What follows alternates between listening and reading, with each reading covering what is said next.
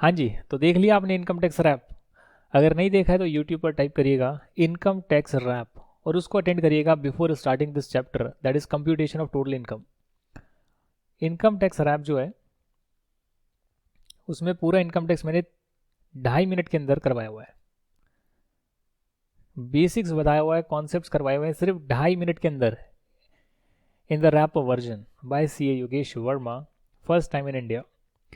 ये जो चैप्टर है इसे करीब करीब 10 नंबर का आता है, 10 मार्क्स का एक क्वेश्चन आएगा और आपके सारे प्रोविजंस जो हैं salary, house property, PGP, capital gain, other sources, exemption, deduction, set off carry forward, clubbing of income, सारे प्रोविजंस लग जाएंगे। बेसिक कॉन्सेप्ट्स के, टैक्स रेट के, सरचार्ज के सारे कॉन्सेप्ट्स आपके लगेंगे एक क्वेश्चन के अंदर।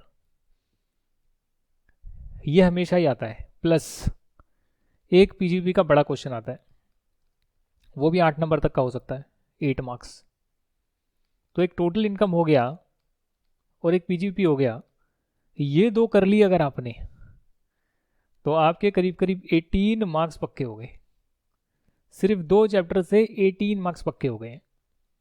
और अगर आपने इसी के साथ में, ज़्यादा नहीं, इसी के साथ में income from other sources, house property, जो छोटे छोटे चैप्टर हैं, कैपिटल गेन फिर भी थोड़ा सा बड़ा है पर ये दोनों चैप्टर बहुत छोटे छोटे हैं, अगर ये कर लिया, या सेट ऑफ और क्लबिंग है, छोटे छोटे चैप्टर हैं, 2-2 3-3 पेज के हैं मेरे नोट्स में, तो उसको अच्छे से कर लिया, उसके क्वेश्चन आंसर्स कर लिए, plus plus plus plus plus deduction और टीडीएस, ये थोड़े से बड़े चैप्टर हैं। डिडक्शन, टीडीएस और रिटर्न फाइलिंग, ये बड़े हैं और ये छोटे हैं। पहले बात करते हैं छोटे चैप्टर्स की। अगर आपने ये भी कर लिया तो भी आपके जो हैं 10 से 12 नंबर पक्के हो जाते हैं। इन दोनों में से एक क्वेश्चन तो आएगा, 4-4 किया तो 2 क्वेश्चन आएंगे तो 8 नंबर हो गए। अगर एक क्वेश्चन आ गया 8 नंबर का तो 8 नंबर वैसे हो गए। ये तो मिनिमम बताया है। अब 8 नंबर में 4 नंबर में जोड़ रहा हूँ, 2 से 4 नंबर, 4 मार्क्स जो है मैं जोड़ रहा हूँ। सेट ऑफ क्लबिंग से कुछ ना कुछ तो आ ही जाता है, चाहे वो एमसीक्यू में आए, चाहे वो डायरेक्टली आपके क्वेश्चन आंसर्स में इंप्लीमेंट करना आ जाए, वो तो आ ही जाता है। तो 10 से 12 नंबर आपके यही छोटे छोटे चैप्टर से कवर हो जाते हैं। ये बेसिक कॉन्सेप्ट्स आपको अच्छे से आते हैं, फॉर्मेट वगैरह बनाना, पीजीपी का चैप्टर आता है तो 18 नंबर तक वहीं कवर हो जाते हैं। 18 प्लस 12 हो गए 30 नंबर। यानी कि देखा जाए तो 60 मार्क्स का इनकम टैक्स है, उसमें से आपके 50% तो आपका टोटल इनकम यानी कि बेसिक कॉन्सेप्ट प्लस लास्ट वाला चैप्टर जिसमें क्वेश्चन आंसर्स आते हैं, पीजीवीपी और ये छोटे छोटे चैप्टर्स, 50% मार्क्स तो यही है। इसको अच्छे से करना है। Yes, if you do capital gain, if you do salary, if you do residential status, residential status भी मैंने नहीं जोड़ा, उसको भी यहाँ पे जोड़ लेना था मुझे। ज़्यादा बड़ा नहीं है residential status but it is highly important, और वो आपके 12 या 15 नंबर जो है यहीं पे कवर करवा देगा। अगर उसमें से 8 नंबर का क्वेश्चन आ गया तो करीब करीब ये 18 नंबर हो जाएंगे आपके, और टोटल 36 हो जाएंगे। फिर ये वाले चैप्टर कर लेना, capital gain, salary, deduction, TDS and ITR. तो ऐसे जो है अगर आप चलेंगे तो बहुत अच्छे स्कोर कर पाएंगे। करना तो सारा ही है। शुरू करते हैं क्वेश्चन नंबर 1 से। सारा का सारा बेसिक कॉन्सेप्ट ऑलरेडी कर चुके हैं, अल्टरनेट मिनिमम टैक्स ऑलरेडी कर चुके हैं, लेटेस्ट रिकैपिटुलेट भी आ गया। उसके बाद इसके क्वेश्चन आंसर स्टार्ट होंगे टेस्ट योर नॉलेज के, यहाँ से हम डिस्कस करना शुरू करते हैं। काफ़ी सारे क्वेश्चन आंसर्स होंगे, डिटेल में करेंगे क्योंकि ये बहुत इंपॉर्टेंट है, तो इसलिए मैं चाहता हूँ कि आप इसमें समय दें कि क्वेश्चन को समझने में। कॉम्प्लेक्स क्वेश्चन आते हैं, पेपर के क्वेश्चन से जितने भी दे रखे हैं, क्वेश्चन 1 2 3 4 करके आ रही हैं, सभी जो है कहीं ना कहीं एग्जाम्स में पूछे गए हैं और उसके बाद जो है यहाँ पर गिवन है। पीछे के जो भी क्वेश्चन होते हैं वो एग्ज़ाम के ही क्वेश्चन होते हैं।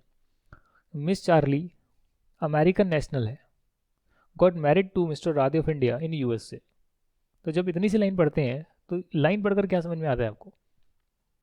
कितनी बातें इन्होंने कही है कि मिस चार्ली फीमेल होगी, अमेरिकन नेशनल है, वहाँ की सिटीज़न है, मैरिज करिए राधे से जो कि इंडिया के हैं, इंडिया के सिटीज़न है, पर मैरिज करिए यूएसए में। तो हो सकता है जो मिस्टर राधे हैं वो इंडिया से अमेरिका गए हों और वहाँ पर उन्होंने मिस चार्ली से मैरिज कर ली। यही तो कार्यक्रम बना इनका, ये केस स्टडी हो गई। कब मैरिज करी है? 2 मार्च 20 को। उसके बाद ये इंडिया आ गए first time on 16 March 2020। She left for USA on 19th September 2020 and then returned to India again on 27th March 2021. While in India, she had purchased a showroom in Mumbai on 22nd April 2020, which was leased out to a company on a rent of 25,000 per month from 1st May 2020. देख रहे हो, कहानी समझो क्या क्या हो रहा है. She had taken a loan from a bank for the purchase of this showroom, on which bank had charged interest of rupees 97,500 up to March 21. She had received the following cash gifts from her relatives and friends during the year 2021. From parents of husband. Husband के parents आपके relative होंगे नहीं होंगे? बिल्कुल होंगे. आप, आपका spouse, आपके पेरेंट्स रिलेटिव की डेफिनेशन में आते हैं. दोनों के पेरेंट्स तो रिलेटिव होंगे. From married sister of husband, husband के ब्रदर सिस्टर आपके रिलेटिव होंगे. From to very close friends of her husband, friends जो है वो रिलेटिव नहीं होंगे. तो भले ही एक ने कम अमाउंट दी हो, एक ने ज़्यादा दी हो, टोटल अगर 50,000 से ज़्यादा है तो पूरा टैक्सेबल होगा. Section 56 sub section 2 clause 10. उनका रेजिडेंशियल स्टेटस निकालना है, क्वेश्चन में गिवन है. उसके बाद उनकी टोटल इनकम निकालनी है, क्योंकि रेजिडेंशियल स्टेटस के बाद ही टोटल इनकम निकलती है. टैक्स लाइबिलिटी भी कैलकुलेट करनी है, असेसमेंट ईयर 21-22 यानी कि प्रीवियस ईयर 2021.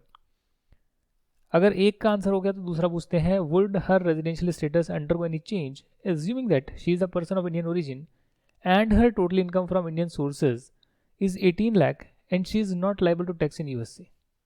तो ये रेजिडेंशियल स्टेटस में इस बार अमेंडमेंट आई है, उससे जुड़ा हुआ जो है इन्होंने पार्ट 2 पूछ लिया है. तो डेफिनेटली जो है काफ़ी सारी चीज़ें पूछी गई है, इसको डिटेल में हम डिस्कस करेंगे. सबसे पहले आइडेंटिफाई करिए कि आपको रेजिडेंशियल स्टेटस या टोटल इनकम किसकी निकालनी है. हर लिखा हुआ है, दैट मीन्स कि मिस चार्ली की निकालनी है. तो ये आपकी हो गई मिस चार्ली, ये आपकी हो गई मिस चार्ली. अब इनका रेजिडेंशियल स्टेटस निकालना है तो आपको देखना होगा कि ये इंडिया में पहली बार कब आई है. She left for USA on 19 सितंबर. First time she came to India on 16th March. 16th मार्च को आई, 19 सितंबर को चली गई. तो मार्च से जो है 31 मार्च तक का तो मुझे कोई लेना देना है नहीं, पिछला साल है. 1 अप्रैल से लेना देना है. तो अप्रैल, मई, जून, जुलाई, अगस्त और 9 सितंबर या 19 सितंबर, इन सबको ऐड करना पड़ेगा. मैं अपने कैलकुलेटर पर ऐड कर रहा हूँ, आप अपने कैलकुलेटर पर ऐड करिएगा. 30, 31, 30, 31, 31, 19, ये हुआ 172 डेज. लिखा हुआ है कि ये इंडिया वापस आ गई 27 मार्च को. 27 मार्च 21 को वापस आ गई. तो 27, 28, 29, 30 एंड 31, 5 दिन और इंडिया में ये रही. तो 177 डेज हो गए. अगर आपको रेजिडेंशियल स्टेटस चेक करना है तो आप 2 कंडीशंस चेक करते हैं. 2 में से एक भी सेटिस्फाई हो गई तो हम ये मान लेते हैं कि ये व्यक्ति रेजिडेंट है इस प्रीवियस ईयर में.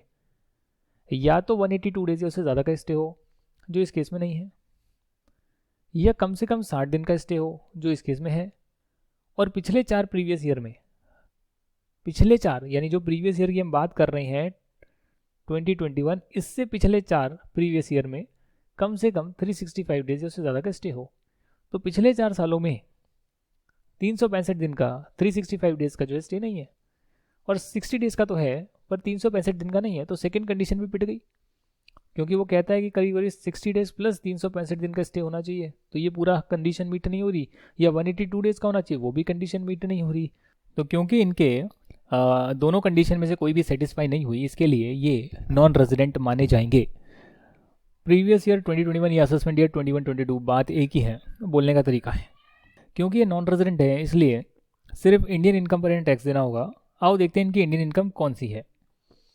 इन्होंने परचेज करा है शोरूम मुंबई में 22 अप्रैल 2020 को. अच्छा, 22 अप्रैल 2020 को इन्होंने शोरूम परचेज करा है। बहुत शौक बाल रखे हैं इन्होंने। क्या करेंगे इसका? इन्होंने जो है इसको लीज आउट कर दिया है, कंपनी को रेंट पर दे दिया है। 25,000 रुपये का रेंट आएगा पर मंथ का। 1 मई से जो है रेंट आएगा। She had taken a loan from bank as well. Okay, आता होगा, पर 1 मई से लेकर आप कम से कम 11 महीने का, यानी कि 2.5 लाख और 2,75,000 जो है, इसको आप ग्रॉस एनुअल वैल्यू मान सकते हैं। Municipal taxes paid by owner during previous year given नहीं है, तो यही आपका एनएवी हो जाएगा। इसमें से आप 30% माइनस कर सकते हैं स्टैंडर्ड डिडक्शन।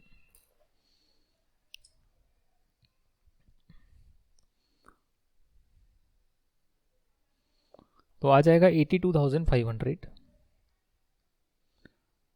और इसमें से आप माइनस कर सकते हैं इंटरेस्ट ऑन बोरोइंग। यह है 24A, यह है 24B। तो देख रहे हो आप टोटल इनकम में कैसे हाउस प्रॉपर्टी का चैप्टर लग गया। इंटरेस्ट चार्ज करा है 97,500, तो माइनस कर लीजिए भैया 97,500। और बैलेंस कितना आ रहा है कैलकुलेट कर कर देख लीजिए। यहाँ पर भी कैलकुलेट कर कर दिया होगा, कहीं दी है क्या हाउस प्रॉपर्टी की इनकम निकाल कर? जी हाँ दी है। 2,75,000 में से 30% माइनस कर दिया, इंटरेस्ट ऑन लोन माइनस कर दिया, टोटल माइनस करा तो 95,000 हाउस प्रॉपर्टी की इनकम आ गई। इसके अलावा गिफ्ट इन्हें मिला है, और गिफ्ट पर हम पहले ही चर्चा कर चुके हैं, जिसमें पहले 2 गिफ्ट जो हैं रिलेटिव से मिले हैं, इसके लिए टैक्सेबल नहीं होंगे। और बाद वाला गिफ्ट क्योंकि रिलेटिव से नहीं मिला है इसलिए वो टैक्सेबल होगा। और ऐसे कर कर जो है इनकी सभी हेड से इनकम निकल जाएगी और टोटल इनकम आ जाएगी। टोटल इनकम आ गई तो इस पर टैक्स देना है। पहले 2.5 लाख पर कोई टैक्स नहीं होगा, 2.5 लाख से ऊपर वाले पोर्शन पर टैक्स होगा। तो वो इन्होंने कैलकुलेट करा है 5%, यानी कि 17,000 रुपये पर 5% कैलकुलेट करा है, तो आया 850 रुपये। जिस पे हेल्थ एंड एजुकेशन से इसको जोड़ा है तो इनके पास आ गई है 884, राउंड ऑफ करके nearest multiple of 10, 880 rupees. Rebate नहीं मिलेगा क्योंकि नॉन रेजिडेंट है, रेजिडेंट होते तो रिबेट मिलता। ठीक है ना। यहाँ पर इन्होंने नोट्स में एक्सप्लेन करा है कि इन्होंने कैसे कैसे जो है चीज़ों को एज्यूम करा है। और साथ में पार्ट 2 का भी आंसर लिखते हैं। कोई इंडिविजुअल सिटीज़न है ना, उसके लिए डीम्ड टू बी रेजिडेंट का प्रोविज़न है।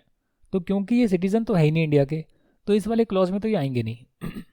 ये इंडियन ओरिजिन के पर्सन ज़रूर हैं बट इंडिया के सिटीज़न नहीं है, तो इस कंडीशन में तो आएंगे नहीं। तो डीम्ड रेजिडेंट में तो ये आए नहीं। इसके बाद सेकेंड प्रोविज़न है, वो इंडियन सिटीजन हो या पर्सन ऑफ इंडियन ओरिजिन हो, दोनों के लिए है। अब क्योंकि ये इंडियन ओरिजिन के पर्सन है और इनकी टोटल इनकम फॉरेन सोर्स के अलावा इन इंडियन सोर्सेज से 15 लाख से ज़्यादा है, तो ये यहाँ पर फॉल करेंगे। पर इस केस में कंडीशन है या तो 182 डेज से ज़्यादा वो रहें, या फिर कम से कम 120 डेज रहें, जो कि ये रहे हैं। और पिछले 4 सालों में 365 दिन रहे, जो कि ये नहीं रहे हैं। तो इस केस में भी जो है ये नॉन रेजिडेंट ही माने जाएंगे, ये नॉन रेजिडेंट ही मानी जाएगी। यहाँ पर आ जाते हैं, कोई भी फर्क नहीं पड़ेगा।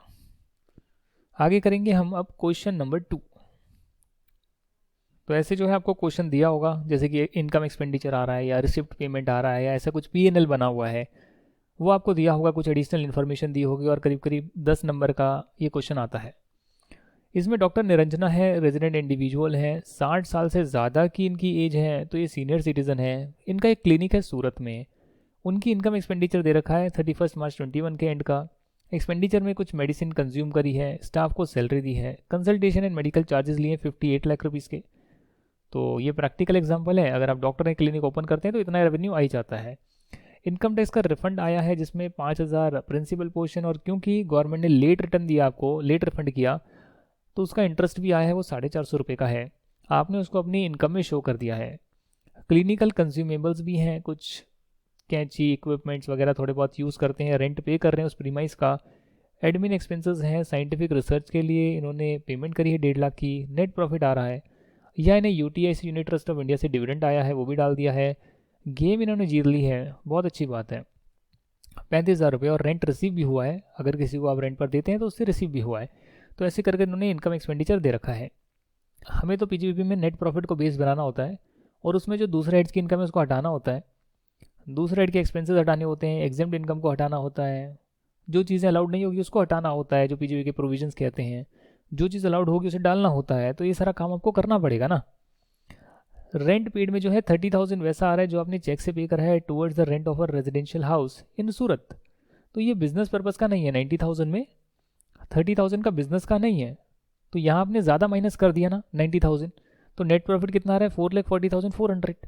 अगर यहाँ पर 30,000 माइनस कर दिया होता, 60,000 लिखा होता है, 90,000 की जगह 60,000 लिखा होता तो 30,000 से प्रॉफिट ज़्यादा आ रहा होता। हम यहाँ पे 30,000 इसलिए डायरेक्टली ऐड कर देंगे।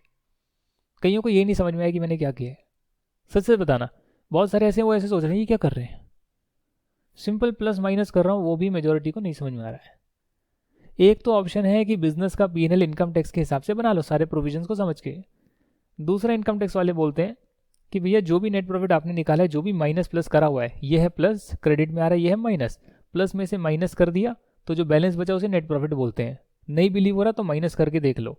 ये है आपका रेवेन्यू, ये रेवेन्यू है, सबका टोटल है 59,63,800।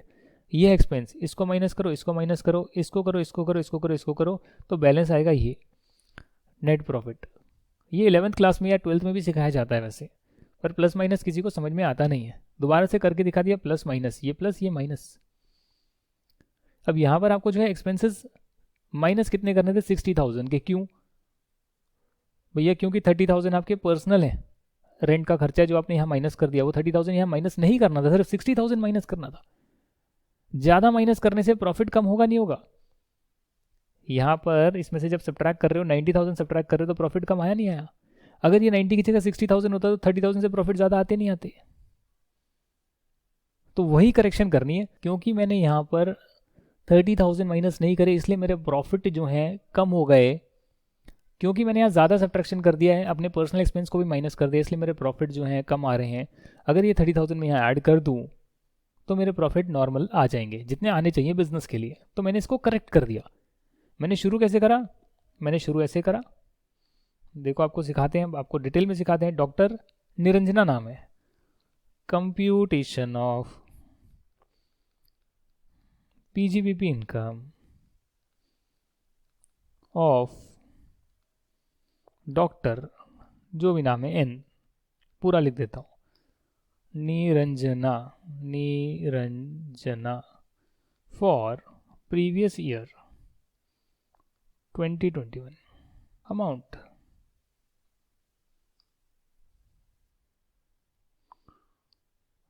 पर्टिकुलर्स अमाउंट, ये देखिए। अब यहाँ लिखोगे आप नेट प्रॉफिट कितना गिवन है। ये तो मैं कर नहीं दिखाना चाहता ना, और मैं नहीं करूँगा तो आपसे होगा नहीं। कर वैसे नीचे दिया हुआ है, अगर यहाँ देखें तो यहाँ कहीं ना कहीं पीजीबीपी इनकम कैलकुलेट करी हुई है, प्लस माइनस करा हुआ है, बट हमसे खुद नहीं होगा ना लिख कर। तो जब तक खुद से नहीं होगा तो पास भी नहीं होंगे। फिर मैं तो मुंह पे बोल रहा हूँ आपको, खुद से जब तक नहीं करोगे सॉल्व, मतलब क्वेश्चन देख लिया, अब खुद से चलो अभी तो कर लो जैसा भी हो रहा है, बट खुद से जब दोबारा नहीं करोगे तब तक पास नहीं होगे। सारे नहीं करने, पर अगर मान लो 11 क्वेश्चन यहाँ पर दिए हुए हैं तो 11 में से 5 क्वेश्चन तो खुद से ट्राई करोगे, नहीं करोगे? उसमें गलती होगी तो मार्क करोगे, नहीं करोगे? ये गलती हो रही है, फिर सेकेंड टाइम रिवीजन में भी करोगे, नहीं करोगे प्रैक्टिस? तो वो आपको करना पड़ेगा। 4,40,400। ये क्या हो गया? नेट प्रॉफिट से मैं शुरू कर रहा हूँ, इसमें एडजस्टमेंट कर रहा हूँ कि भैया रेंट डिडक्टेड। अब डिडक्टेड का मतलब नहीं समझ में आता। अरे डेबिट और डिडक्ट, ये डेबिट होता है, ये क्रेडिट होता है। डेबिट बोलूँ या डिडक्टेड बोलूँ बात एक ही है। यहाँ पर डालने का मतलब कि आप रेवेन्यू में से ये डिडक्ट कर रहे हैं या इसको डेबिट कर रहे हैं P&L में, तो इससे सब्ट्रैक्ट कर रहे हैं। ये माइनस भी यही होता है, माइनस डेबिट डिडक्शन सब माइनस यही है। क्रेडिट करना प्लस करना यहाँ पर है, राइट हैंड साइड पर है। Rent deducted for personal house not allowed. 30,000 का माइनस करा था रेंट, और ज़्यादा माइनस करने से प्रॉफिट हो गए थे कम, इसलिए उसको मैंने ऐड कर दिया। ये हुई पहली एडजस्टमेंट। दूसरी है क्लिनिकल इक्विपमेंट का ओपनिंग WDV दे रखा है 5 लाख, एक्वायर्ड दे रखा है, चेक से एक्वायर करा है 2 लाख रुपए। तो क्या होगा? ओपनिंग WDV दे रखा है 5 लाख, एक्वायर करा है 2 लाख का, ठीक है। तो इस पर डेप्रिसिएशन चार्ज करोगे ना आप। डेप्रिसिएशन हम कैलकुलेट कर लेंगे कितना होता है, प्लांट एंड मशीनरी पर कितना होता है, 15% का होता है जी। पर मेडिकल इक्विपमेंट सर कितना होता है, बताइए बताइए, मेडिकल इक्विपमेंट सर कितना होता है? 15%। लाइफ सेविंग इक्विपमेंट पर ज़्यादा होता है, नॉर्मल मेडिकल इक्विपमेंट तो प्लांट एंड मशीनरी है, 15% पर ही होगा। Rent received rates to property situated Gujarat, gross annual value. अब जो है रेंट रिसीव्ड की बात करी गई है, गुजरात में सूरत में प्रॉपर्टी सिचुएटेड है जिसकी जीएवी है 27,000, म्यूनसिपल टैक्सेस पे करे हैं दिसंबर 20 तक, इसे एडमिन एक्सपेंस में डाल दिया है। क्या ये जो आपको रेंट रिसीव हो रहा है, क्या ये हाउस प्रॉपर्टी के चैप्टर में टैक्सेबल होगा, ये आपकी पीजीवी में टैक्सेबल होगा? हाउस प्रॉपर्टी में होगा। तो यानी कि हाउस प्रॉपर्टी के हेड से जो ये रिलेट करता है रेंट 27,000, ये आपको यहाँ पीजीपी से निकालना पड़ेगा। पीजीपी में इनकम में शो करा हुआ है, इनकम में शो करने से प्रॉफिट ज़्यादा आए हैं, तो रेंट जो रिसीव आपने करा है ये आपका क्या होगा, एचपी इनकम होगा ना। तो आप यहाँ से हटा देंगे। हटाने का मतलब क्या है, हटाने का मतलब सिंपल है, यहाँ प्लस करा हुआ है तो यहाँ माइनस करेंगे 27,000 रुपये। और इसी हाउस प्रॉपर्टी से जुड़ा हुआ इसका जो म्यूनसिपल टैक्स है 2,000 रुपये का, वो एडमिन एक्सपेंस में डाल दिया 2,000 रुपये। ये 2,000 एडमिन में नहीं आने थे, क्योंकि ये हाउस प्रॉपर्टी के चैप्टर से रिलेट करते हैं, क्योंकि वहाँ पर म्यूनसिपल टैक्सेस माइनस होंगे, क्योंकि इनकम भी वहाँ पर टैक्सेबल होगी, तो 2,000 यहाँ से हटाने हैं। अगर ये 2,000 कम होते हैं, यहाँ पे एडमिन एक्सपेंस में 2,000 कम होते तो प्रॉफिट 2,000 से ज़्यादा आ रहा होता। अगर खर्चे कम डेबिट करोगे तो प्रॉफिट ज़्यादा आएगा, और खर्चे ज़्यादा डालोगे प्रॉफिट कम हो जाएगा। तो 2,000 से ज़्यादा खर्चा डाल दिया, नहीं डालना था, तो इसको मैं ऐड करूँगा कि म्यूनसिपल टैक्सेस जो है ये एचपी में आएगा, एचपी इनकम में शो होगा, ठीक है ना। 2,000 रुपये सिंपल प्लस माइनस है, बट किसी को प्लस माइनस ही नहीं समझ में आता, और जिसको आ गया उसके लिए कुछ है ही नहीं। She receive salary of 7,500 per month from full cure hospital which has not been included in the consultation and medical charges, ठीक है। तो 7,500 रुपये महीने की सैलरी, 12 महीने की कितनी होती है देख लीजिए। सैलरी है तो सैलरी के हेड में टैक्सेबल होगी, और स्टैंडर्ड डिडक्शन भी मिल जाएगी। तो यहाँ पर देख लीजिए 7,500 मल्टीप्लाई बाय 12, सैलरी की हेड की इनकम निकाल ली है, 50,000 की स्टैंडर्ड डिडक्शन ले ली है, ये इनकी जो है टैक्सेबल सैलरी यहाँ पर आ गई है। इसके बाद है doctor Niranjana avail a loan of 5,50,000 from a bank for higher education of a daughter. उसमें उन्होंने 1 लाख का प्रिंसिपल दिया और 55,000 रुपये का इंटरेस्ट पे करा है। तो हायर एजुकेशन के लिए लोन लेते हैं, अपने लिए अपने बच्चे के लिए लेते हैं, उसका इंटरेस्ट सेक्शन 80E में माइनस कर सकते हैं। इंटरेस्ट है 55,000 आप माइनस कर पाएंगे सेक्शन 80E में। तो जब डिडक्शन आएगा तो डिडक्शन में आप सारी डिडक्शन माइनस करेंगे, तो वहाँ पर यहाँ आपने माइनस कर दिया है 55,000। उन्होंने 1 लाख रुपीज़ ट्यूशन फीस पे करी है फुल टाइम एजुकेशन के लिए अपने बच्चे के लिए, वो 80C में माइनस होती है, तो 1 लाख रुपये 80C में माइनस कर पाएंगे। तो इसके लिए जहाँ पर भी 80C लिखा हुआ है उसके लिए यहाँ पर माइनस कर दिया है। आप कैसे कैलकुलेट करेंगे, आप पहले कैलकुलेट करिए ना, आप वर्किंग नोट बनाइए। वर्किंग नोट में आप लिखिए कंप्यूटेशन ऑफ सैलरी इनकम, कैसे जैसे आया वैसे कैलकुलेट कर लीजिए। फिर calculation of house property income, calculation of capital, calculation of PGBP, अलग अलग सबके वर्किंग नोट बन गए कंप्यूटेशन ऑफ टोटल इनकम के लिए। टोटल कर लिया, और जो फ्रंट पेज है पहला पेज ब्लैंक छोड़ दिया था, उसमें लिख दिया कंप्यूटेशन ऑफ टोटल इनकम, और उसमें सारे हेड्स डाल दिए, ब्रैकेट में वर्किंग नोट नंबर लिख दिया। ऐसे कर कर कंप्यूटेशन ऑफ टोटल इनकम पूरा लिखना भाई।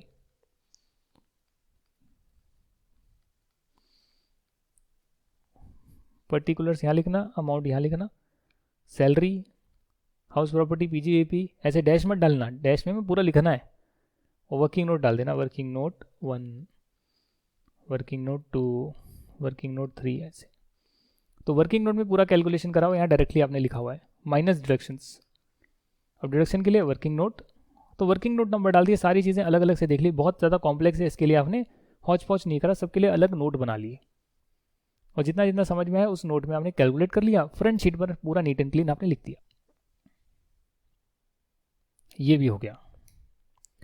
फिर आपने जो है 28,000 पे करा चेक से on 27 March 2021 for her medical insurance premium.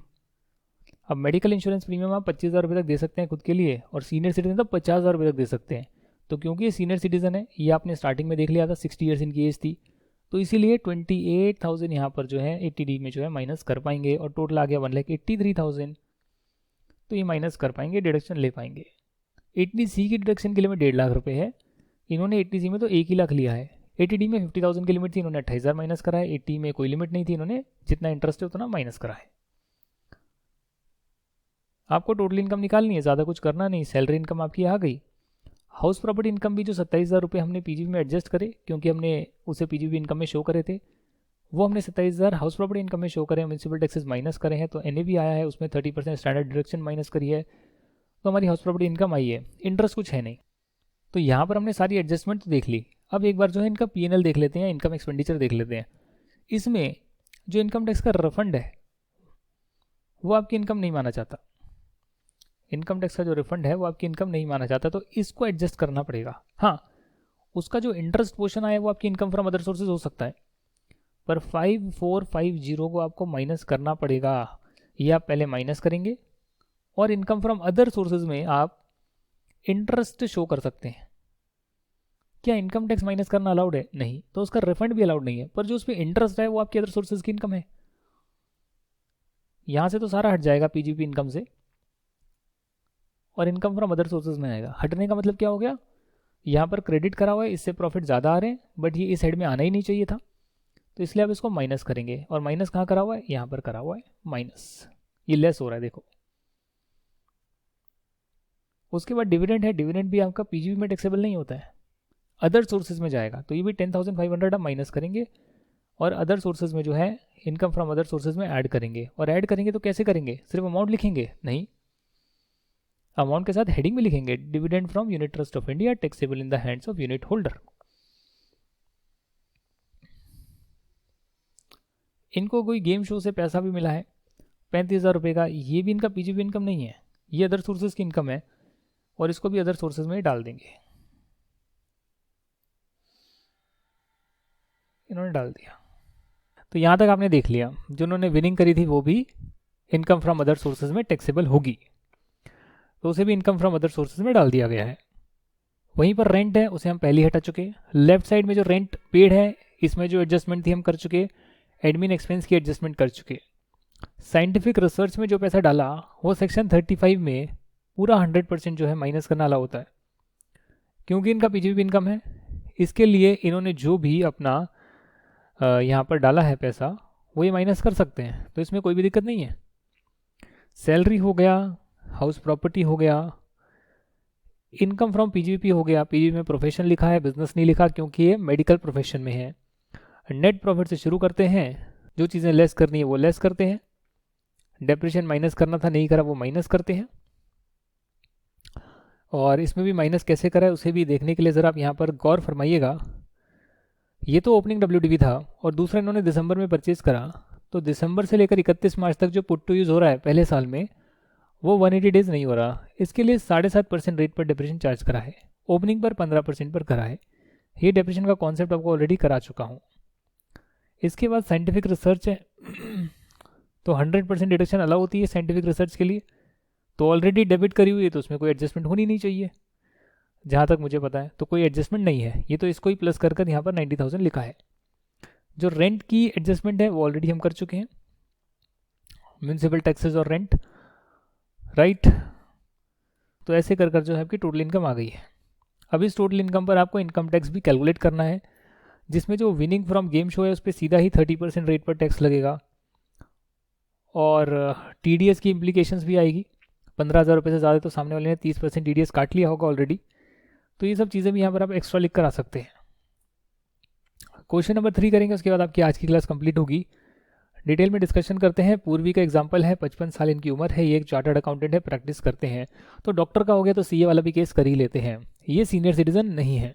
She maintains her account on cash basis, तो ये कैश बेसिस पर अकाउंट दे रखा है। मेरे टाइम यही क्वेश्चन आया था, इनकम एक्सपेंडिचर अकाउंट दे रखा है, तो इनकम एक्सपेंडिचर और कैश बेसिस में फ़र्क नहीं हो गया?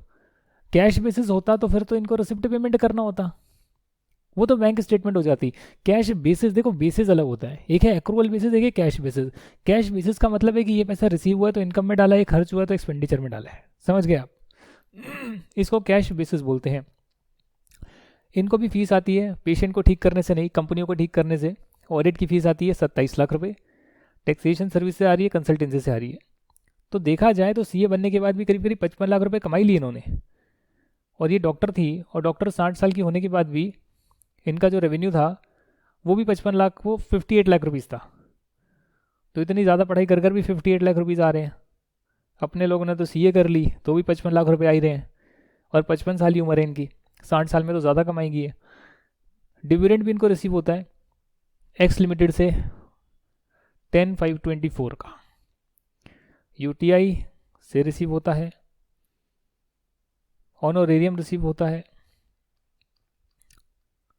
रेंट रिसीव होता है, खुद का रेजिडेंशियल फ्लैट है। तो खुद के रेजिडेंशियल फ्लैट से जो रेंट आएगा वो इनकम फ्रॉम हाउस प्रॉपर्टी में जाएगा। Honorarium income from other sources में टैक्सेबल होगा, क्योंकि ये प्रोफेशनल सर्विस नहीं है। ये इनकम फ्रॉम अदर सोर्सेज है, डिविडेंड और इनकम फ्रॉम यूटीआई, तो ये सब यहाँ से हटाना है। और हटाने का मतलब क्या है, यहाँ पर क्रेडिट करा हुआ है, ऐड करा हुआ है, प्रॉफिट में जुड़ा हुआ है। तो अगर मुझे प्रॉफिट से हटाना है तो इसे मैं माइनस कर दूंगा। अगर दिखाई देता हूँ मैं आपको माइनस करा हुआ यहाँ पर, चलो कर कर दिखाऊंगा, ये मैं आपको पूरा सॉल्व कर कर दिखाऊंगा, छोड़ो आंसर को देखते ही नहीं है।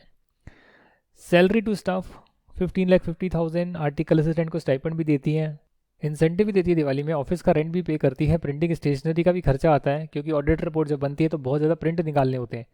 तो कितना खर्चा हो गया, इनको डिजिटल हो जाना चाहिए, ये आप कंसल्टेंसी दे सकते हैं, काफ़ी कॉस्ट बचा पाएंगे। मीटिंग सेमिनार कॉन्फ्रेंस भी जो है उसमें भी खर्चा लग रहा है, करवाई होगी इन्होंने कंडक्ट, तभी हो रहा होगा, या अटेंड करी होगी, पैसे देकर भी अटेंड करते हैं। हमें अपनी प्रोफेशनल नॉलेज को अपडेट करने के लिए जो है सेमिनार अटेंड करने पड़ते हैं, जिसके लिए हम CPR से अटेंड करते हैं ICI के, उसमें चार्जेस भी होते हैं। Purchase of car, official use के लिए परचेज करिए, हालांकि आप सिर्फ डेप्रेशन ही माइनस कर सकते हैं, आपने 80,000 रुपये डेबिट कर दिए, वो अच्छी बात नहीं है। रिपेयर मेंटेनेंस है कार का, वो जा रहा है, ट्रैवलिंग एक्सपेंस आप कर रहे हैं। म्यूनसिपल टैक्सेस जो हैं आपने अपने प्राइवेट घर के लिए जो है पे करे हैं, वो आपने अपने ऑफिस वाले जो है P&L में डाल दिए हैं, इनकम एक्सपेंडिचर में डाल दिए हैं, और वो सब माइनस प्लस कर कर नेट प्रॉफिट निकाला है। तो जो भी एडजस्टमेंट करनी है वो आप कैसे करेंगे, देखिए मैं PGBP इनकम निकाल रहा हूँ, इनका जो भी नाम है देख लेते हैं क्या नाम है इनका, मिसिस पूर्वी, मिस्टर बोल रहा था, मिसिस पूर्वी। आजकल पता नहीं लगता है, लड़के के नाम पर लड़की बात कर रही होती है, लड़की के नाम पे लड़का बात कर रहा होता है, इनका कोई भरोसा नहीं है। ज़माना बदल चुका है। प्रीवियस ईयर 2021, ये हुआ पर्टिकुलर्स अमाउंट। स्टार्ट करेंगे नेट प्रॉफिट से। नेट प्रॉफिट, मेरा एग्ज़ाम चल रहा है, मैं आंसर करके आ रहा हूँ, मेरा सी एंटर का पेपर है 9, इसको यहाँ कर लेते हैं, और इसको भी थोड़ा सा ना ठीक करना पड़ेगा, रुको, ये कटता है यहाँ पे, इसको बीच में लाना पड़ेगा। देख के कॉपी करना है। 9,28,224, 244 तो नहीं है, 224 है, अच्छा चलो भैया, कॉपी करने के नंबर मिल रहे हैं, कॉपी करते हैं देखकर, ठीक है, प्लस माइनस करेंगे। तो यहाँ पर आप देख सकते हैं लाइन बाय लाइन चल लेते हैं, बेटर रहेगा। इनकम साइड से चलें, एक्सपेंस साइड से चलें, एक्सपेंस साइड से चल लेते हैं। ये कार इन्होंने परचेज करी 80,000 की, कार परचेज्ड, ठीक है ना, क्या है ये, बीइंग कैपिटल है, कैपेक्स है, कैपेक्स 80,000 ऐड करेंगे हम, इसका डेप्रिसिएशन ज़रूर माइनस करेंगे, तो हाथ की हाथ एडजस्टमेंट कर लेते हैं। एक्चुअली में तो 80,000 का सिर्फ डेप्रिसिएशन P&L में जाना चाहिए था। अब कार पे भी वो 2 रेट आई है ना, एक हायर रेट भी आई है, तो इस पर जो है 15% का डेप्रिसिएशन भी माइनस कर सकते हैं, जो निकल कर आ रहा है 12,000 रुपये। तो मैंने अभी क्या करा, मैंने सिर्फ एक एडजस्टमेंट करी है। म्यूनसिपल टैक्सेस पे करें हैं हाउस प्रॉपर्टी के लिए, अगर ये म्यूनसिपल टैक्सेस ऐसी प्रॉपर्टी के जिस प्रॉपर्टी से आप अपना बिजनेस कर रहे हैं तब तो कोई दिक्कत नहीं है, बट अगर रेजिडेंशियल फ्लैट है और उसके लिए आपने जो है म्यूनसिपल टैक्सेस अपने P&L में डाल दिया तो उसे हटाना पड़ेगा। तो म्यूनसिपल टैक्सेस जो यहाँ पर आपने डाला है, सॉरी, उसको ऐड करना पड़ेगा, यहाँ पर मैं क्या कर रहा हूँ, ऐड करना पड़ेगा। कितना है भाई, 3,000 रुपये, ठीक है, मैंने डेबिट साइड की सारी एडजस्टमेंट कर दी। अगर आप देखेंगे कैसे एडजस्टमेंट करी मैंने, भाई मैंने ये देखा कि इन्होंने स्टाफ को सैलरी दी है, इसमें कोई दिक्कत नहीं है, आप दे सकते हैं। आप आर्टिकल असिस्टेंट को भी इंसेंटिव दे सकते हैं, आप ऑफिस का रेंट दे सकते हैं, प्रिंटिंग स्टेशनरी का खर्चा कर सकते हैं, मीटिंग सेमिनार में जा सकते हैं।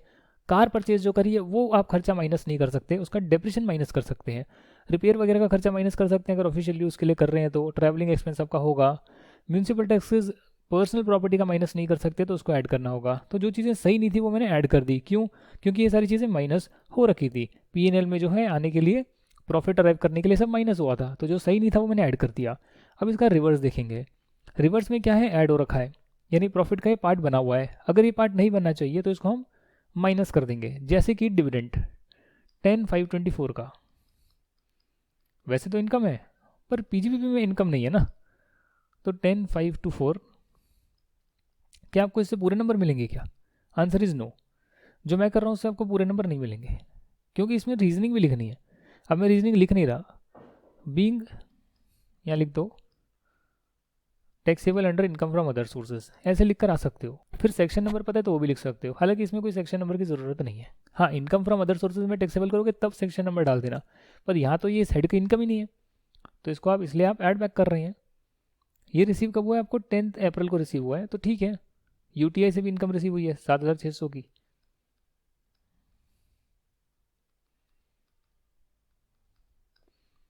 उसके बाद ऑनोरेरियम मिला है 15,800 का।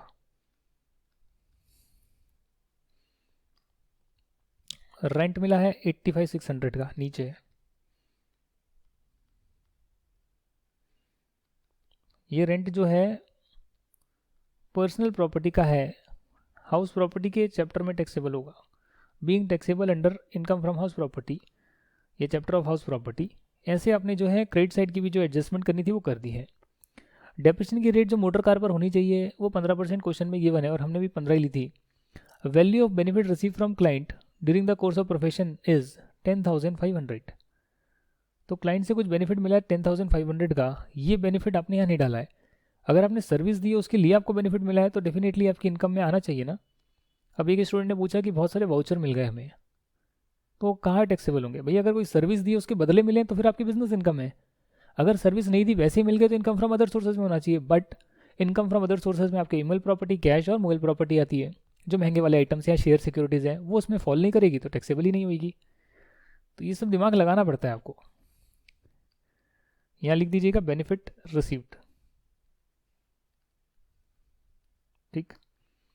इंसेंटिव जो आर्टिकल असिस्टेंट को जो है represent amount pay to article assistant for passing IPC exams in first attempt. कोई प्रिंसिपल, मुझे बताओ, कोई प्रिंसिपल अपने आर्टिकल असिस्टेंट्स को एग्जाम पास होने पर पैसा देता है क्या? रिपेयर मेंटेनेंस है कार का, उसमें 2,000 है 1 अक्टूबर से 30 सितंबर 21 का, तो कहीं ना कहीं जो है 6 महीने, अक्टूबर नवंबर दिसंबर जनवरी मार्च, 6 महीने तो ठीक है, अगले 6 महीने जो है आपका गलत है। तो 2,000 रुपये का रिपेयर मेंटेनेंस का जो खर्चा है, रिपेयर मेंटेनेंस जो है 4,000 रुपये है, इसमें 2,000 ऐसा है जो 1 अक्टूबर से 30 सितंबर का है, तो इस 2,000 में 1,000 ऐसा होगा जो अगले पीरियड का होगा, वो अलाउड नहीं होना चाहिए था। तो कहीं ना कहीं आप उसको ऐड कर देंगे, ठीक है ना। एक्सपेंस आपने माइनस कर दिया रिपेयर का, ये नेक्स्ट ईयर का है 1,000 रुपये, क्वेश्चन में ही दे रखा है ना। 1 अप्रैल 21 से 30 सितंबर 21 तक का जो 1,000 रुपये 6 महीने का बनेगा उसको ऐड करना पड़ेगा। सैलरी में 30,000 कंप्यूटर स्पेशलिस्ट को दिए कैश में फॉर असिस्टिंग मिसेस पूर्वी, मिस पूर्वी, मिसेस नहीं है, गुस्सा हो जाएंगी। मिसेस क्यों नहीं है? 55 साल एज हो गई ना इनकी, तो शादी नहीं करी क्या इन्होंने? तो अच्छी बात है भैया, सीए बनकर अपनी प्रैक्टिस कर रही है, आप भी कर सकते हैं, शादी करने की ज़रूरत क्या है? मिसेज है ही नहीं है, क्वेश्चन में आया, प्रैक्टिकल क्वेश्चन है ये। मिस पूर्वी इन वन प्रोफेशनल असाइनमेंट, 30,000 रुपये पे कर दिया आपने, सैलरी पे कर दी, कैश में कर दी, 10,000 रुपये से ज़्यादा का खर्चा कैश में कर दिया, अलाउड नहीं होना चाहिए, ऐड कर दिया मैंने यहाँ पे। मेडिकल इंश्योरेंस प्रीमियम पे करा है अपने dependent brother, major son, dependent on her है, डिपेंडेंट ब्रदर, डिपेंडेंट सन है, तो क्या आप ब्रदर सिस्टर का मेडिकल इंश्योरेंस दे सकते हैं? The answer is no no no no no no no no no no. बच्चों का कर सकते हैं, बच्चों का कर सकते हैं, बिल्कुल कर सकते हैं, कोई दिक्कत नहीं है। एनएससी में इन्वेस्ट करा 10,000 रुपये, एडवांस टैक्स दे दिया 70,000 रुपये, काफ़ी इनकम इनकी हो रही है। चलिए कैलकुलेट करते हैं income from house property. Calculate कैसे करेंगे? ये जो रेंट है 85,600 का, ये आपका जाएगा इनकम फ्रॉम हाउस प्रॉपर्टी के लिए। कैलकुलेट कर कर देख लेते हैं। नोट नंबर 1 में म्यूनसिपल टैक्सेस माइनस करेंगे 3,000 रुपये का। जो 3,000 रुपये हमने वहाँ पर एडजस्ट करें वो यहाँ माइनस होंगे, और 30% जो है आपका माइनस होगा स्टैंडर्ड डिडक्शन। तो ऐसे कर कर आपकी आएगी इनकम फ्रॉम हाउस प्रॉपर्टी। तो ये इनकम फ्रॉम हाउस प्रॉपर्टी आपकी आ गई है। पीजीपी निकालना है, उसका वर्किंग नोट नंबर 2 दे रखा है, उसके लिए हमने भी कैलकुलेशन करी है। आओ मैच कर लेते हैं। वर्किंग नोट नंबर 2 में 9298,224 है, हमने डाल दिया। 80,000 कार परचेज है, हमने डाल दिया। सैलरी पेड है 30,000, हमने डाल दिया। 3,000 म्यूनसिपल टैक्सेस है, हमने डाल दिया। अच्छा ठीक है भैया। बेनिफिट रिसीव्ड है 10,500, हमने डाल दिया। 1 2 3 और 4, 1 2 3 और 4, हमने यहाँ पर ये 1,000 रुपये और लिख दिए। ये क्या था? रिपेयर मेंटेनेंस था। रिपेयर मेंटेनेंस इन्होंने अगले साल का पे करा था, तो ये इन्होंने यहाँ पर एडजस्ट नहीं करा है। क्यों नहीं करा है? ये तो अगले साल का खर्चा है। यस, उसके बाद भी एडजस्ट नहीं करा है। Very important point. ये मैं चाहता था आपको जो है पॉइंट आपके साथ डिस्कस करा जाए, और मुझे पता है कि आप में से किसी को पता भी नहीं लगेगा, सब आंख बंद करके देखे जा रहे हैं। हाँ ये तो सही बोल रहे हैं, सही बोल रहे हैं, कर लेते हैं। आपको ये देखना है कि ये जो है मिस पूर्वी जो है वो कैश बेसिस फॉलो कर रही है। तो कैश बेसिस में जो आपका खर्चा हुआ या जो भी आपने पैसे दिए वो सीधा ही आप डेबिट कर सकते हैं, अगले साल के हो करंट ईयर के हो। एक्रूअल में आप कैलकुलेट करते हैं करंट ईयर का कितना है। कैश बेसिस में तो खर्चा ही है, रिपेयर मेंटेनेंस का लगा है, भले खर्च है तो खर्चा ही ना। हाँ कैपिटल एक्सपेंडिचर नहीं डाल सकते, उस पर तो डेप्रिसिएशन लेना जरूरी है, चाहे आप कोई भी मेथड फॉलो करें। पर जो नॉर्मल खर्चा है, किसी को पैसे दिए हैं, वो कैश बेसिस अगर फॉलो कर रहे हो तो जो खर्चा आपने हो गया, जो पेमेंट आपकी हो गई, उसे आप खर्चा मान लेंगे। तो इसीलिए वो यहाँ पर माना हुआ है, उसको वापस से एडबैक नहीं करा है। जो 1,000 रुपये हमने यहाँ पर एडबैक कर दिए, 1,000 रुपये इन्होंने एडबैक नहीं करे, क्योंकि कैश बेसिस में जो खर्चा पे करा है वो माइनस करना अलाउड है। एक्रूअल होता तो अलाउड नहीं होता, उसमें हम कैलकुलेट करते कितना नेक्स्ट ईयर का, उसको वापस से एडबैक करते हैं। फिर इन्होंने लेस करा है। लेस में क्या क्या लेस होगा? डिविडेंड होगा, डेप्रिशिएशन होगा 7,600, 10,524, 7,610, ऑनोरेरियम और रेंट रिसीव्ड। तो ये सारी चीज़ें हमने भी लिखी, इन्होंने भी लिखी है। टोटल आ गया 9,20,200, ये इनकी पीजीपी इनकम आ गई। अब बात करते हैं इनकम फ्रॉम अदर सोर्सेज, इसका वर्किंग नोट नंबर 3। तो जो चीज़ें यहाँ हमने पीजीपी में डाल दी थी इनकम फ्रॉम अदर सोर्सेज की, वो अब हम जो है इनकम फ्रॉम अदर सोर्सेज में डाल देंगे। और वो कौन कौन सी है? वो है आपका डिविडेंड, यूटीआई से मिला और ऑनोरेरियम मिला। तीनों का टोटल करेंगे, तो 33,924 आ जाएगा। इसके बाद आपकी जो डिडक्शन है वो आप डिडक्शन भी ले सकते हैं मेडिकल इंश्योरेंस प्रीमियम की और एटीसी में। मेडिकल इंश्योरेंस प्रीमियम मैंने बोला डिडक्शन मिलेगी, बच्चे के लिए ले सकते हैं, बट यहाँ पे नील किया हुआ है। ये मेरी गलती हो गई थी जब मैंने अपने टाइम पर सी इंटरमीडिएट का एग्ज़ाम किया था, क्योंकि कैश बेसिस है और सेक्शन 80D में लिखा हुआ है कि आप अदर देन कैश में पेमेंट करेंगे तो डिडक्शन मिलेगी। तो ये चीज़ मेरे को उस टाइम क्लिक नहीं हुई, वरना थोड़े से और नंबर आ जाते। तो इसीलिए जो है यहाँ पर आप जो है माइनस नहीं करेंगे। जो ब्रदर है, डेफिनेटली ब्रदर जो है वो तो एलिजिबल नहीं है, even though he is dependent, क्योंकि वो फैमिली के डेफिनेशन में नहीं आता है, वो मैंने आपको बता दिया था। बट उसके बाद जो मेजर सन है वो भी एलिजिबल नहीं होएगा, भले वो डिपेंडेंट हो, क्योंकि पेमेंट जो है कैश में करी गई है। तो एक एक बारीक बारीक पॉइंट देखने होते हैं। एक रीज़न में तो लग रहा है कि नहीं होना चाहिए, दूसरा है नहीं नहीं ये है तो नहीं होना चाहिए। तो सारे प्रोविजंस मालूम होने चाहिए आपको। ऐसे आपकी जो है इनकम निकल जाएगी। इनकम फ्रॉम अदर सोर्सेज की ग्रॉस टोटल इनकम आ गई, जिसमें से आप डिडक्शन लेंगे। जो एनएससी में पैसा डाला है 10,000 रुपीज़ का, यहाँ पर दे भी रखा होगा 10,000 एनएससी में डाला है, वो एटीसी में डिडक्शन आप ले सकते हैं। और आपकी टोटल इनकम आएगी, जिसको आप राउंड ऑफ कर देंगे नियरेस्ट मल्टीपल ऑफ 10। तो मल्टीपल ऑफ 10 में आ गया। पहले 2.5 लाख तक कोई टैक्स नहीं, उसके बाद 2.5 से 5 लाख तक 5% बनेगा तो वो आएगा 12,500। 5 से 10 लाख तक हो गया आपका 20% रेट पर, तो 5 लाख का जो गैप आ रहा है उस पर 20% होता है 1 लाख। और उससे ऊपर वाली जो लिमिट है उस पर होगा 30%, जो आ रहा है 582 रुपीज़। टोटल ऐड कर कर पूरे पर हेल्थ एंड एजुकेशन सेस लगेगा। रिबेट नहीं मिलेगी, वो 5 लाख से ज़्यादा की टोटल इनकम है, और सरचार्ज भी लगेगा क्योंकि 50 लाख से कम की इनकम है। इसमें से जो है 70,000 का एडवांस टैक्स ऑलरेडी दे चुके हैं। कुछ इनका टीडीएस भी कट गया है। कहाँ पर कटा है? डिविडेंड में कटा है, यूटीआई और यूटीआई और जो कंपनी से मिला था। कैसे पता आपको कि इनका टीडीएस कट गया होगा? क्योंकि यहाँ पर देखो लिखा हुआ है ग्रॉस है ये, यानी टीडीएस बिना काटे जो टोटल इनकम होनी चाहिए वो दे रखी है, इतनी है। बट एक्चुअली में इनको इतना मिला नहीं। कायदे में देखा जाए तो ये कैश बेसिस फॉलो कर रहे हैं। एक तरफ तो ये कहते हैं कैश बेसिस फॉलो कर रहा हूँ मैं, दूसरी तरफ ये अपनी इनकम में पूरी इनकम दिखा रहे हैं। कैश इनको इतना मिला ही नहीं है, इनको तो कैश कम मिला होगा 10% से, पर वहाँ इन्होंने पूरा शो करा हुआ था। तो वो कितना निकल कर आएगा वो आपने देख लिया, कितना निकल कर आएगा 10% आएगा। तो 10% उन्होंने देख लिया है। 524 पे 10% कितना होता है? 524 पर जो है 524 पर 10% कितना होता है? 1052 होता है। 1052 होता है। डेट आपको दे रखी है 10 अप्रैल के करीब दे रखी है, तो कोविड से पहले की गिवन होगी डेट, जिस वजह से जो है 7.5% पर नहीं कटा है। और सिमिलरली जो दूसरा है वो यूटीआई का था, यूटीआई का भी 7,600 था 25 अप्रैल यानी कोविड से पहले। और यहाँ पर भी जो है 10% की रेट यहाँ पर लगी हुई है। कोविड पीरियड जो है 14 मई से लेकर अगला 31 मार्च 21 तक, तब जो है सारी रेट 75% से मल्टीप्लाई होकर कम हो गई है। ये टैक्स पेबल आगे जिसका फिर राउंड ऑफ कर देंगे, इसका सेक्शन है 288B, और जो ऊपर राउंड ऑफ किया उसका सेक्शन था 288A। वो सेक्शन नंबर भी आप लिख कर आ सकते हैं कि किस सेक्शन में हम राउंड ऑफ कर रहे हैं। अब यहाँ तक की तो बात क्लियर है। आपने जो है इनकम टैक्स निकाल लिया। क्या यहाँ पर पूछा गया है? टोटल इनकम और टैक्स पेबल पूछा गया, वो आपने निकाल दिया, सिंपल सा था। आप यहाँ पर अपनी एजम्पशन लिख कर आएंगे कि मान लेते हैं कि वो सेक्शन 115 बीएसई फॉलो नहीं कर रही है। यहाँ पर 115 बीएसई के हिसाब से भी कैलकुलेट करा है। तो क्या क्वेश्चन बोलता था कि आप इससे कैलकुलेट करें? क्वेश्चन में नहीं बोला था। अच्छा, एक और भी यहाँ पर आता है ट्रैवलिंग एक्सपेंस जो है, ट्रैवलिंग एक्सपेंस जो है include expenditure incurred on foreign tour 32,000, but वो विद इन था आरबीआई नॉर्म्स के, इसलिए कोई एडजस्टमेंट नहीं करी। हमसे मिस हो गया था पॉइंट, अभी दिखा मुझे, तो इसको भी मैंने कवर कर लिया है। अब हम 115 बीएसई फॉलो कर रहे हैं जो कहता है कि आप कम रेट पर टैक्स दे दो बट आपको कोई एग्जेम्पशन डिडक्शन नहीं मिलेगी। दैट मीन्स कि जो ये आपकी इनकम आई,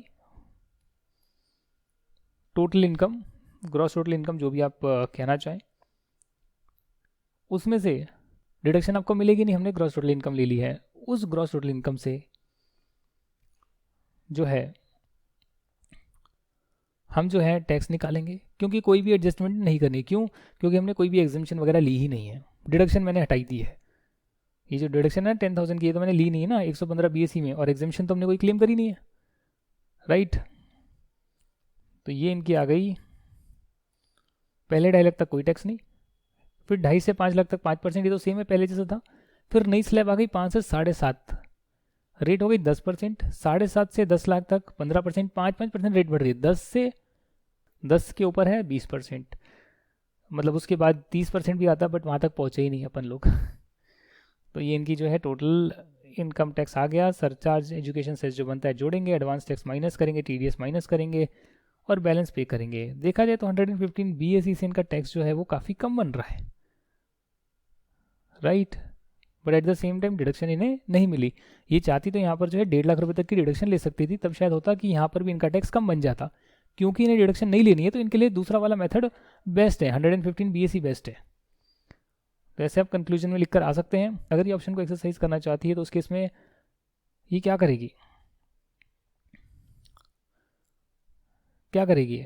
ये 31 अक्टूबर तक फाइल करेगी, क्योंकि इनको ऑडिट कराना जरूरी है। और ये कैसे पता लगा? क्योंकि ये प्रोफेशन में और 50 लाख से ज़्यादा का टर्नओवर है तो ऑडिट कराना जरूरी होगा। इसलिए जो है इनके लिए जो 31 अक्टूबर 21 जो है रिटर्न फाइलिंग की डेट होनी चाहिए थी 2021 प्रीवियस ईयर की, और उस डेट तक जो है ये अपना ऑप्शन को एक्सरसाइज कर सकती है। एक बार एक्सरसाइज कर लिया तो यही फॉलो करना पड़ेगा, बट अगर बाद में विड्रॉ करना चाहिए तो कर सकती है, बट उसके बाद इन्हें ये बेनिफिट जो है गंवाना पड़ेगा जब तक कि ये बिजनेस कर रही है। हाँ, बिजनेस इनकम आनी बंद हो गई फिर तो व्यक्ति जो है हर साल ऑप्शन लेना चाहे तो ले सकता है, ना लेना चाहे तो ना ले, उसकी मर्जी होती है। क्वेश्चन नंबर 4 से जो है आने वाले जितने भी क्वेश्चन हैं मैं आपके साथ डिस्कस करूँगा, और यार ऐसे डिस्कस नहीं करूँगा प्लस माइनस करके। मैंने एक कर लिया है, बाकी सारे आंसर दे रखे हैं। आप लोग बड़े हो गए हैं, तो अगर मैं यहाँ पर बोल रहा हूँ कि इसको ऐड करना है, इसको माइनस करना है, तो आपको समझना चाहिए कि जो नीचे मैंने टेबल बनाई है, ये जो टेबल गिवन होगी उसमें मैं प्लस माइनस की बात कर रहा हूँ, और वो आप बनाकर देखेंगे खुद से, पता लगे मैं यहाँ बता रहा हूँ इसको ऐड करना है माइनस करना है, आप कह रहे हैं हाँ ठीक है करना है, ऐसे ही कर आ गए बस, तो नंबर नहीं आएंगे। मैं आपके साथ डिस्कस कर रहा हूँ, प्लस माइनस करना है, वो कर भी देखना है आपको, कॉपी में लिखना है। Net profit as per PNL as per income expenditure, plus बोला तो प्लस करके हेडिंग डालकर लिखना है, इतना प्लस होगा, माइनस लिखना है, फिर कंप्यूट करना है टोटल पेन से कैलकुलेटर से, तब नंबर आएंगे। फिर देखना है गलती कहाँ हो रही है, तब नंबर आएंगे। अगर ओरली देख लेंगे मेरे साथ तो मेरा काम तो डिस्कस करना है ना। अगर यही क्वेश्चन को मैं यहाँ पर, अरे यार इसी क्वेश्चन को अगर मैं यहाँ पर टेबल बनाकर प्लस माइनस कर दूँ तो भी तो कर तो मैं ही रहा हूँ, करना आपको है। चीज़ तो आपको समझ में आ गई क्या प्लस क्या माइनस करनी है। और नेक्स्ट में अगर समझ में भी नहीं है नेक्स्ट क्वेश्चन में, तो वो मैं डिस्कस कर ही रहा हूँ कि क्यों करनी है। पर उसको कर कर आपको देखना है, ये टेबल आपको बनानी है अपनी कॉपी में। और कितने करना है, कितने करना है, ये जितने भी क्वेश्चन है ना सारे प्रैक्टिस करने हैं आपको, एक बार हाथ से लिख कर करने हैं। पूरा रिवीजन करेंगे इनकम टैक्स की, पीजीवीपी की खासकर, और बेसिक कॉन्सेप्ट्स की, और हाउस प्रॉपर्टी वगैरह भी रिवाइज कर लेंगे, और फिर ये पूरा करेंगे कुछ, तब मज़ा आएगा। चलिए फिर मिलते हैं नेक्स्ट वीडियो में। और नेक्स्ट वीडियो में मैं क्वेश्चन 4 से सारे डिस्कस कर लूँगा आपके साथ कि ये प्लस होगा ये माइनस होगा। समझ जाना कि भैया टेबल बनानी है, फॉर्मेट बनाना है, प्लस माइनस करना है, प्रोविजन का रेफरेंस लेकर नीचे नोट्स डालकर आना है, उसमें एक्सप्लेन कर कर आना है जो प्रोविजंस मुझे याद हैं और क्या है वो यहाँ पर आप देख लीजिए ना, यहाँ लिख तो रखे हैं नोट्स में, यही तो लिख कर आना है। बुक आपके पास ही है, डिस्कस मैंने कर ही लिया है, क्या दिक्कत है। प्रोविजंस की समरी दे दी है, चलो भैया इतने सारे नहीं याद होते, समरी दे दी, उसी को 4 बार पढ़ लो, 5 बार पढ़ लो, याद कर लो, रिटेन कर लो, एक एक वर्ड का मीनिंग है समझ लो, उसकी इंप्लीमेंटेशन क्वेश्चन आंसर से टेस्ट कर लो। मेहनत करनी है, 2-3 बार रिवीजन करनी है, बाकी मैं कुछ नहीं कह सकता, जो करेगा वो पास होएगा। Thank you and bye bye.